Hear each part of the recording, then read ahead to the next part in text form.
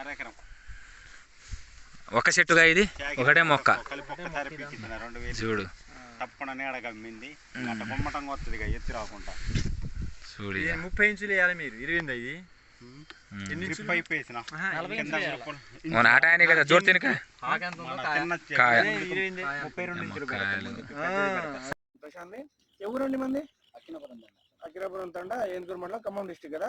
So మీరు మిరప తోట అనేది ఎన్ని ఎకరాలు సాగు చేశారు? 2 ఎకరాలు. వేసుకున్నటువంటి వెరైటీ శ్రీవల్లి క్రాపింగ్ కంపెనీ వాళ్ళది శ్రీవల్లి అనే వెరైటీ. సో ఎన్ని ప్యాకెట్లు వేసుకున్నారు? 5 ప్యాకెట్లు వేసుకున్నారు. ఎంత దిగుబడి వస్తుంది అనుకుంటున్నారు? 30 క్వింటాల దిగుబడి అయితే వస్తుంది మీకు. సో చూడండి ఈ రైతు వచ్చేసరికి మన క్రాపింగ్ కంపెనీ వాళ్ళది శ్రీవల్లి అనే వెరైటీ వేశారు.